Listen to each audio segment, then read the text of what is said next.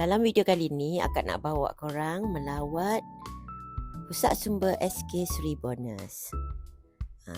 Ni adalah laluan masuk ke Pusat Sumber di tingkat 3. Duda-duda ni semua akak lukis sendiri sepanjang koridor ni. Jom kita masuk ke dalam. Okey, bila masuk je jumpa kaunter sirkulasi.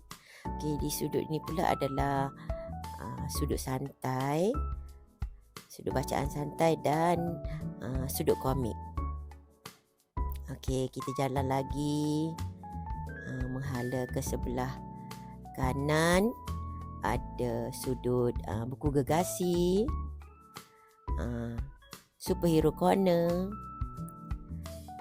dan dekat sini kita ada Cikgu Yanti buat sudut OOTD sempena Hari Raya. Okey, kita duduk kejap.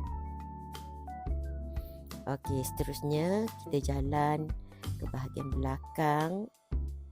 Di bahagian ni ada banyak meja, kerusi. Selalunya cikgu-cikgu guna untuk PDBC juga. Kawasan ni juga digunakan untuk bengkel. Kadang-kadang mesyuarat pun buat kat sini. Di sini ada smart TV, LCD, ada mikrofon dan juga pentas. Sebelah sini pula adalah rak-rak buku. Okey, buku fiksyen, bukan fiksyen.